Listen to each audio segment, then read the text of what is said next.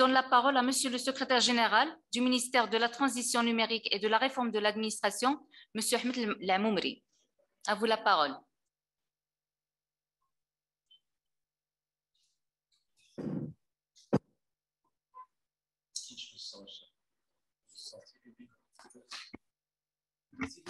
C'est Lamoumri, vous pouvez activer le micro.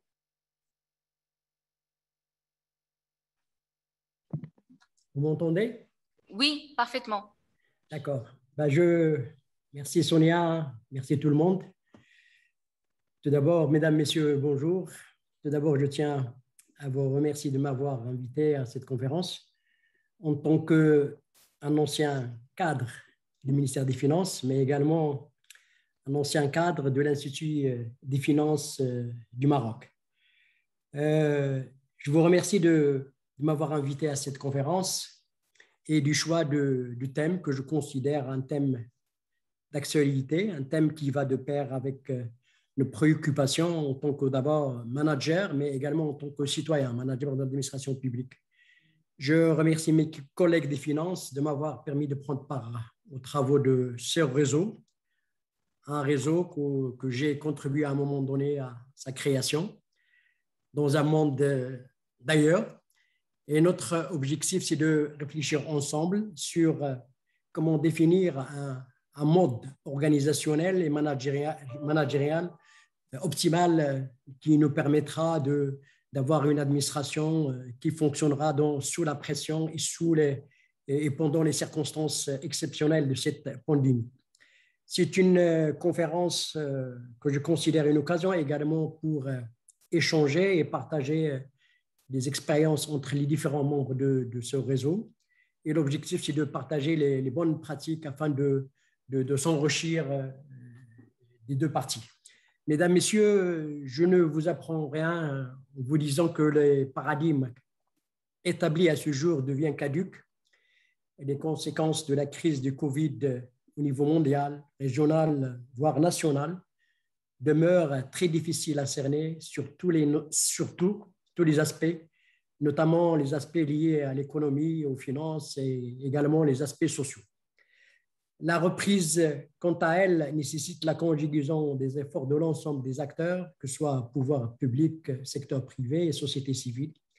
Et la solidarité et la synergie entre les nations demeurent les seuls exécutoires.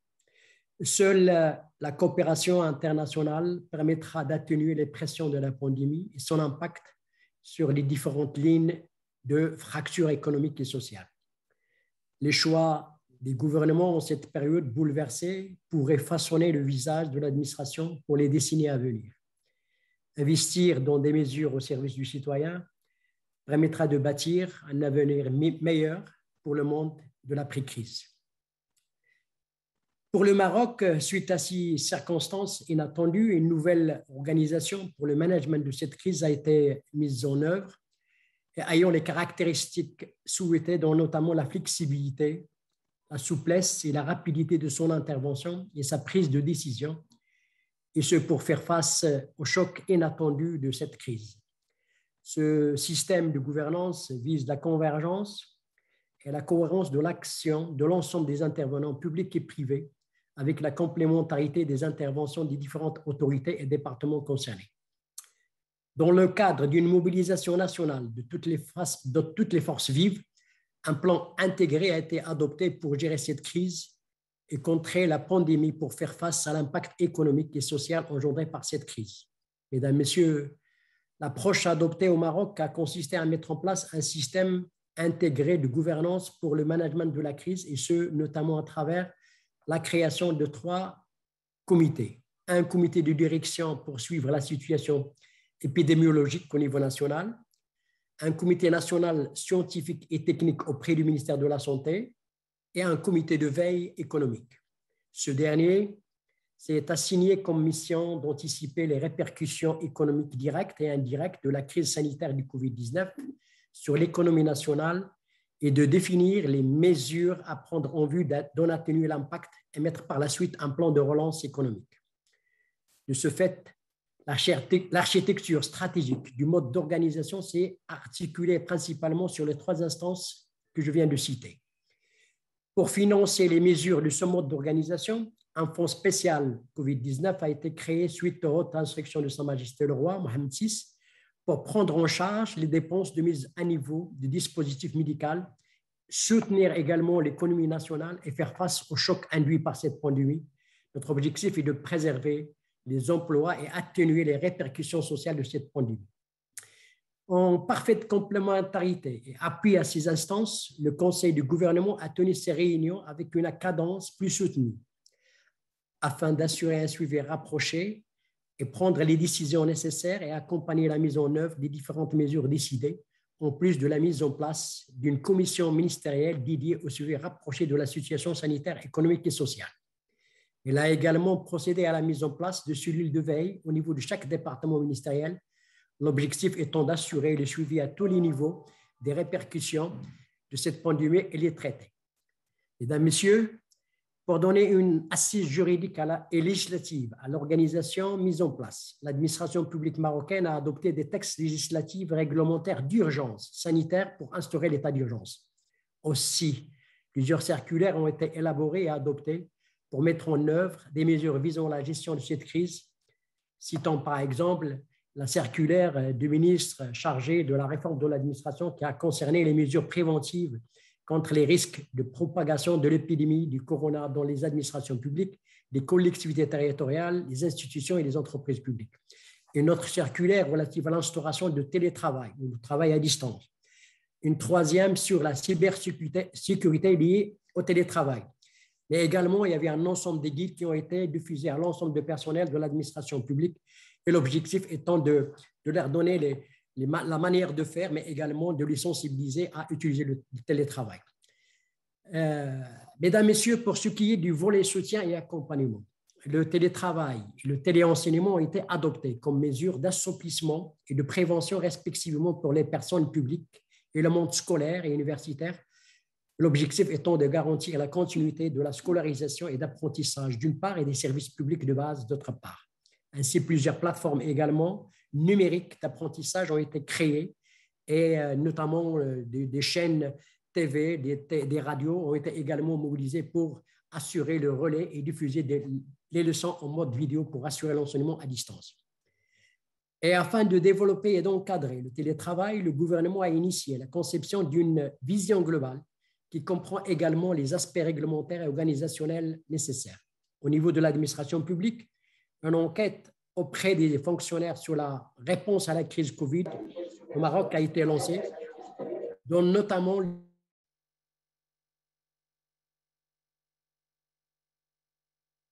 Monsieur Lamoumri.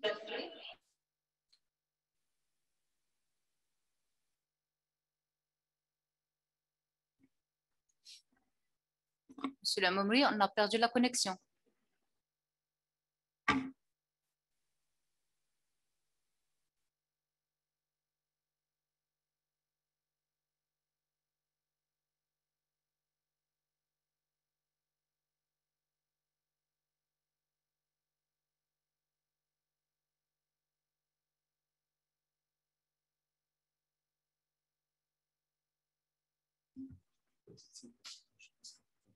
Monsieur Lamoumri? Oui, vous pouvez continuer, Monsieur Lamoumri. Activez le micro. Monsieur Lamoumri? Vous m'entendez? Vous pouvez activer le micro. Alors, un large éventail d'exigences est nécessaire pour mettre en place une politique de télétravail réussie, à commencer par un cadre réglementaire et les équipements et infrastructures nécessaires. Mesdames, Messieurs, on peut dire dans cette ère de Covid, le digital devient plus crucial que jamais. Nous ne pouvons peut-être pas d'assurer le service public tout en garantissant la sécurité des fonctionnaires. Dans ce sens, et en complément aux différentes mesures de précaution prises à ce jour, le gouvernement a lancé plusieurs initiatives par rapport à la digitalisation de l'administration pour offrir aux usagers la disponibilité permanente des services administratifs et la dispense de déplacements physiques vers les administrations. Ainsi, afin de lutter contre la propagation du virus, tout en assurant la continuité des services publics, l'administration marocaine s'est tournée vers la dématérialisation de ses correspondances. Un portail du bureau d'ordre digital des correspondances de l'administration publique a été mis en place et généralisé en vue de permettre aux administrations, aux administrés de déposer leur correspondance administrative à distance contre un échange d'un accusé numérique de réception. Et également, un système de gestion de courrier a été également mis en place et généralisé à l'ensemble des administrations publiques, ainsi que ceux échangés entre les services internes au niveau central et déconcentré. Aussi, un service de parapheur électronique a été mis en place en remplacement de la circulation de papier au niveau des administrations publiques. Donc, toutes les administrations publiques, sans exception, ont bénéficié de ces solutions, en plus d'une assistance rapprochée et personnalisée selon les besoins spécifiques des unes et des autres. En parallèle, des formations sont dispensées à distance afin d'aider les utilisateurs à profiter pleinement de ces solutions. Plusieurs administrations publiques ont eu recours au digital pour offrir aux usagers la possibilité de profiter de leurs services sans forcément avoir à se déplacer au niveau de leurs locaux. En effet, plusieurs plateformes ont été lancées ou en cours de lancement pour permettre l'amélioration des prestations rendues aux citoyens et à l'entreprise. Dans le domaine de la commande publique, à titre d'exemple, la soumission électronique des marchés publics est rendue obligatoire. La dématérialisation totale des procédures de passation des marchés publics sera déployée de manière progressive sur une période de 3 années afin de permettre aux entreprises soumissionnaires de s'adapter. J'ai cité tous ces cas pour vous dire que le digital est un levier incontournable pour maintenir la continuité du service public. L'organisation et managériale, dans les circonstances de la pandémie, ne peut réaliser cet objectif sans être appuyé par ce digital.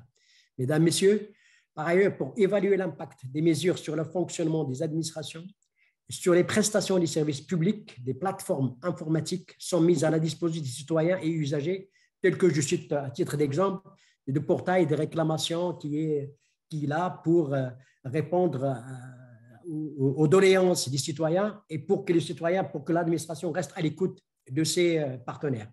De même, pendant la crise, une plateforme informatique baptisée Tadamonkom, mise à la disposition des citoyens pour centraliser les réclamations des chefs de famille dont les déclarations relatives à l'aide n'ont pas encore été traitées.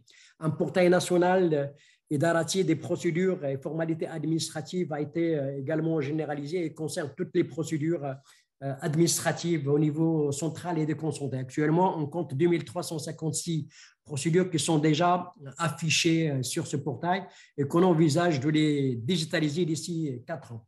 Des centres d'appel également ont été mis en place. D'autres portails, donc un ensemble de portails ont été développés et mis en place à la disposition des citoyens. Mesdames, Messieurs, l'approche proactive avec laquelle le Maroc a géré la crise sous la direction avisée de Sa Majesté le Roi est louable et nous a permis d'éviter de sombres scénarios. En fait, l'esprit de citoyenneté responsable et de solidarité, la créativité et la capacité d'innovation, ainsi que le dynamisme qui ont émergé dans notre pays dans cette circonstance présentent plein de leçons, d'atouts et d'exemples positifs. En même temps, nous avons assisté à une transformation dans notre société.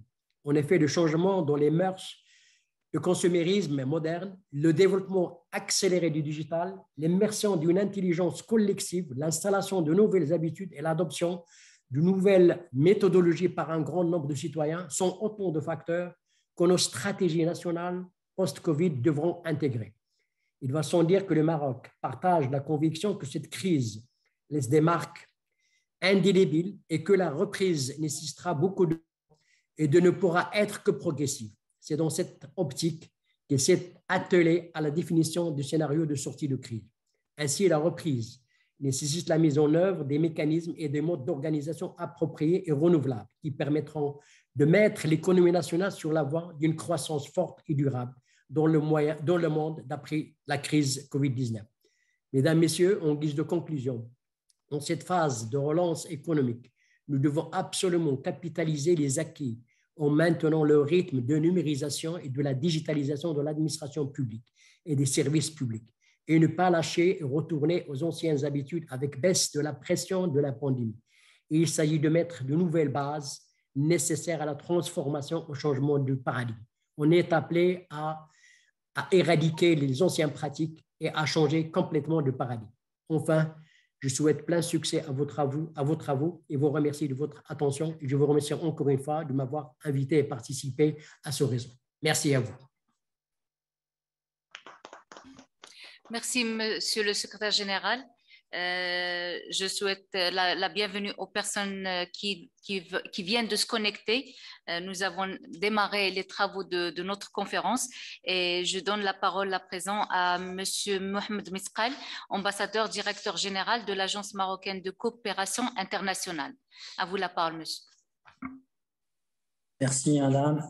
Honorables invités, mesdames et messieurs. C'est avec un réel plaisir que je participe aujourd'hui à la 5e conférence des Instituts des finances publiques sous le thème Aspects managériaux et organisationnels des administrations des finances publiques à l'ère de la Covid-19.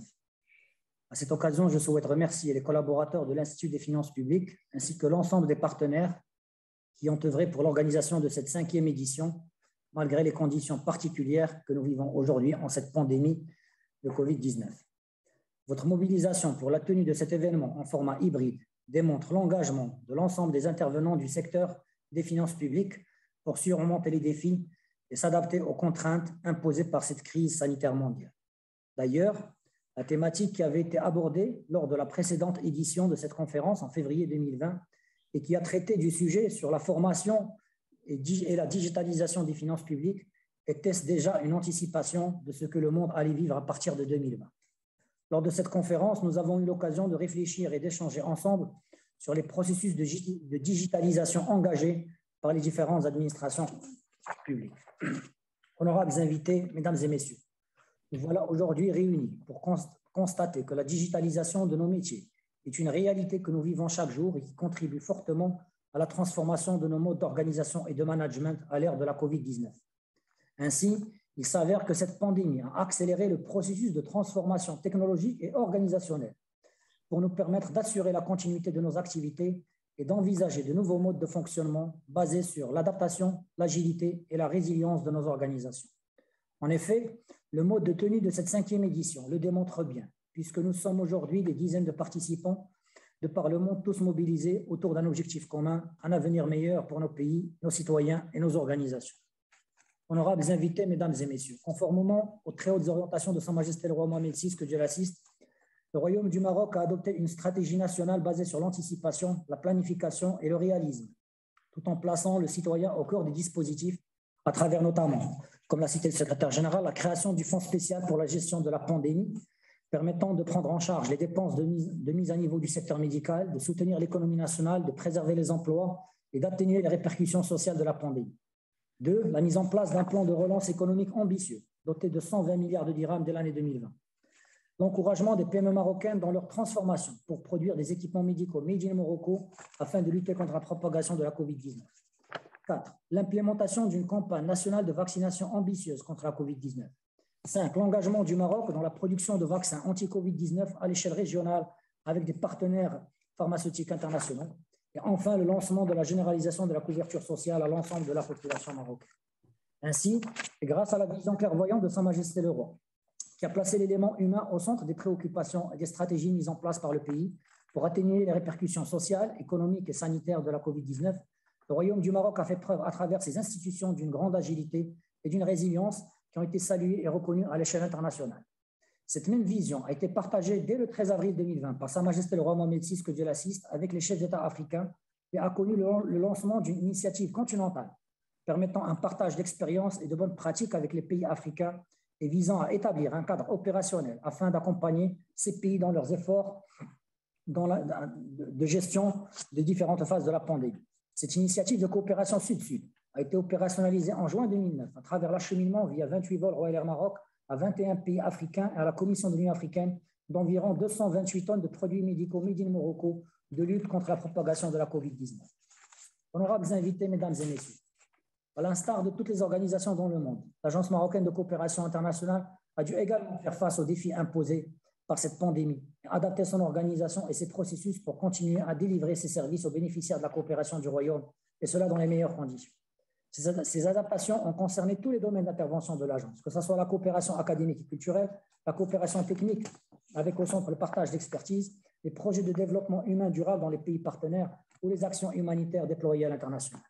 L'adaptation des activités de l'AMSI aux contraintes liées au contexte sanitaire mondial a été d'abord permise par la mobilisation de son capital humain qui s'est pleinement engagé en dépit des difficultés et restrictions sanitaires à l'image de l'ensemble des acteurs du secteur public marocain. Je tiens à cette occasion à les saluer et remercier les partenaires et les bénéficiaires qui ont veillé à tenir leurs engagements avec l'AMSI au profit des bénéficiaires de la coopération du Royaume. Cette résilience a été permise également grâce à l'adaptation aux nouveaux modes d'organisation, à la mise en place de solutions technologiques innovantes qui ont permis, malgré la distanciation physique, de continuer à partager le savoir et les expériences à l'international. Ainsi, l'AMSI a pu, malgré quelques difficultés logistiques, assurer aux côtés des partenaires de l'AMSI la formation académique à de milliers d'étudiants internationaux en distanciel et d'assurer la participation de centaines de cadres de pays partenaires à travers des sessions de formation en visioconférence. Honorables invités, mesdames et messieurs, cette situation inédite que nous vivons aujourd'hui a fortement contribué à l'accélération des processus de transformation de nos modes d'organisation et de management en plaçant l'élément humain au cœur des préoccupations. Le Royaume du Maroc, sous la conduite éclairée de Sa Majesté le roi Mohamed VI, que Dieu l'assiste, a traduit concrètement sa stratégie de lutte contre la COVID-19 en actions pragmatiques et ingénieuses à l'échelle à la fois nationale et à partager son savoir-faire avec les pays africains dans le cadre d'une coopération sud-sud solidaire et agissante. Ces actions peuvent contribuer à votre réflexion aujourd'hui pour les adapter à nos organisations et nous permettre d'évoluer positivement dans un environnement en changement perpétuel. Je vous souhaite un bon déroulement de vos travaux et je vous remercie pour votre attention. Merci, Monsieur l'ambassadeur. Je donne à présent la parole à Monsieur Achille Nestor Bassaad, président du comité de pilotage du programme supérieur de spécialisation des finances publiques, PSSFP, et vice-président du réseau des instituts des finances publiques du Cameroun. À vous la parole, monsieur. Sonia, merci beaucoup, Sonia, de nous passer la parole. Honorables invités, mesdames, messieurs, c'est avec un plaisir renouvelé que je prends la parole à cette 5e édition de la conférence des instituts des finances publiques.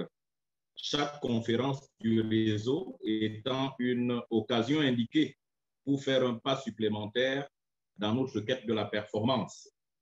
Ainsi, en ce qui concerne le Cameroun, le programme supérieur de spécialisation en finances publiques, qui est l'Institut des finances publiques de notre pays, a connu des avancées depuis 2015 à ce jour. En effet, la conférence de Yaoundé tenue en 2015 avait permis de poser les jalons de notre réseau et nous a offert l'occasion d'améliorer la structuration des activités de formation continue au sein du PSFP. Avec les travaux de Marrakech de 2017, lesquels avaient porté sur la nouvelle gouvernance des finances publiques et les modèles innovants intégrant les dimensions genre et développement durable, le PSFP a procédé à la formulation d'une proposition de formation et de gestion axée sur la budgétisation sensible au genre. Cette proposition a conduit à la création par les autorités de notre pays du groupe de travail dédié au sein duquel le PSFP a été fortement représenté. Bien plus, un cours sur la budgétisation sensible au genre a été aménagé au sein du PSFP et désormais dispensé au sein de notre institut. À Tunis, en 2018, les travaux du réseau sur le rôle des instituts des finances publiques dans l'accompagnement des réformes ont permis à notre institut de mieux intégrer les aspects liés à la conduite du changement en finances publiques dans les curricula de formation. Grâce aux recommandations émises lors de cette édition, notre institut a également pu apporter des améliorations significatives dans son dispositif de formation en renforçant l'aspect formation continue. Enfin,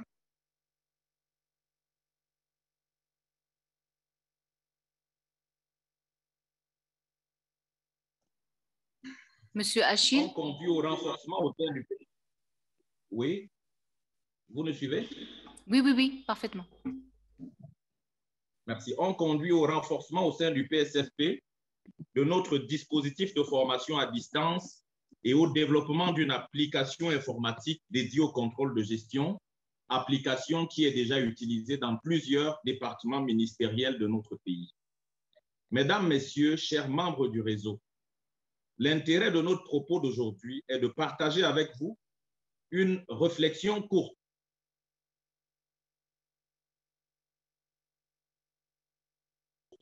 sur la thématique suivante, formation, pour accompagner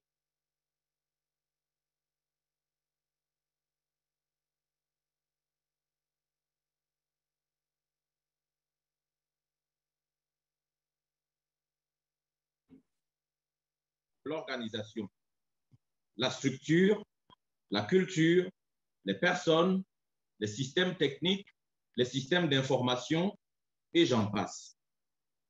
À titre d'illustration, le Cameroun a amorcé sa réforme des finances publiques à travers la réforme budgétaire en 2016, matérialisée par l'implémentation du budget programme. Le pays poursuit actuellement la deuxième génération des réformes qui portent sur la comptabilité publique à travers la comptabilité patrimoniale devant être implémentée au 1er janvier 2022. Ces réformes ont inévitablement entraîné une modification des structures organisationnelles du ministère des Finances et même des ministères sectoriels et l'apparition de nouveaux procédés, de nouvelles techniques de travail, de nouveaux mécanismes et de nouvelles procédures dans le traitement des opérations. C'est le lieu de dire que la mise en place des réformes commande logiquement, naturellement, un renforcement des capacités des acteurs à travers la formation, d'où la mise en place des instituts de formation en finances publiques. Les instituts doivent donc être des structures pérennes, car le changement qui n'est pas un événement ponctuel à un moment donné, le changement qui demande à être progressivement approprié par les acteurs qui le pratiquent ou alors qui sont appelés à le pratiquer, ce changement, je disais, se vit dans la durée et parfois la très longue durée. Ainsi, deux visions du changement peuvent être considérées en matière de réforme des finances publiques. L'une, technique, dans laquelle tous les acteurs de l'organisation subissent la transformation des processus du travail. L'autre, politique voire managériale, mettant en avant le rôle propre aux dirigeants qui se fondent sur leur autorité et leur pouvoir pour impulser la performance. C'est dire que la thématique de la conférence de cette année 2021 rejoint la deuxième vision. En effet, le thème, les aspects managériaux et organisationnels des administrations des finances à l'heure de la COVID est donc d'actualité à bien des égards. Il est donc logique d'attendre de ces travaux l'identification des modalités optimales de management du télétravail ou de toute autre forme d'organisation du travail au sein des instituts de formation en finances publiques. Ainsi, avec brio, nos travaux contribueront à la modernisation des mécanismes de gestion des finances publiques dans les pays membres du réseau. Vive la conférence des instituts des finances publiques. Je vous remercie de votre aimable attention. Merci, Monsieur Achid.